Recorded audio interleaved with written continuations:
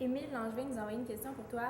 Est-ce que tu as dû vendre une partie de ton âme pour vendre ton linge chez Simons?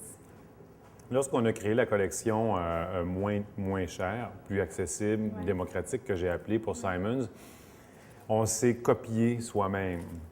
Dans la démarche créative était exactement la même que lorsque je crée mes collections. Pour moi, j'ai utilisé les matières sans me soucier d'aucun prix, comme si c'était ma collection. Par la suite, lorsque cette collection-là a été créée, montée en termes de prototype, hein, on a tout ça sur un rack, et voici la collection, là, on l'a copié. Donc, on l'a envoyé à l'équipe de Simons. Ces gens-là ont, avec bien sûr ma supervision, ont décidé d'enlever un détail ici, enlever un détail là pour des questions de prix, de confection, de calcul de coûts.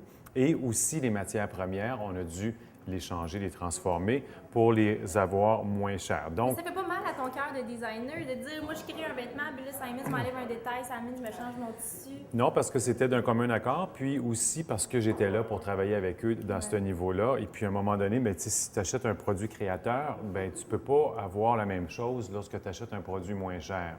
Tu achètes l'original ou tu achètes une copie, c'est pas la même chose.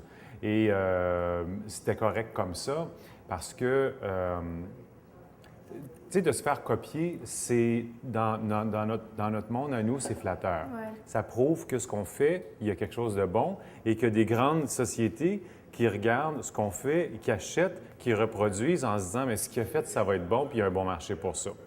Alors, c'est flatteur en quelque sorte.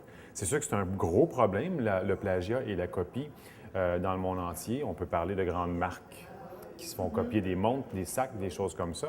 Mais en même temps, à petite échelle, moi, je trouve ça flatteur. Et tant qu'à me faire copier, bien, j'aime autant me copier moi-même, Ouais. puis de dire, bien voici. C'est le temps de nos questions mode. Quand on a écrit qu'on allait te recevoir, plein de monde nous a envoyé des interrogations sur la mode et le design qu'il y avait depuis longtemps.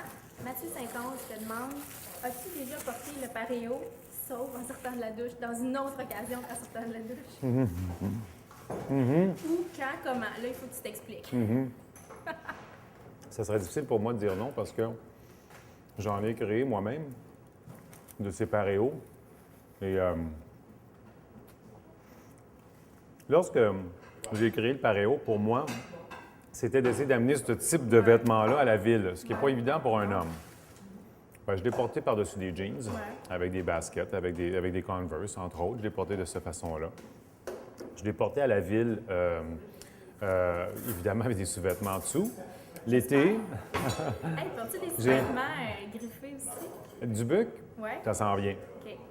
Mais Ça toi, sent bien. mettons les bobettes que tu as aujourd'hui, là, sans indiscrétion, c'est des bobettes griffées ou des bobettes de Non, bobènerie? c'est vraiment des sous-vêtements qui font super mal en plus, qui font pas bien, je veux dire, puis j'ai hâte de les enlever. Ben, garde-toi. Si tu C'est la veux, seule paire qui vas-y. me restait de propre dans mon garde-robe ce matin.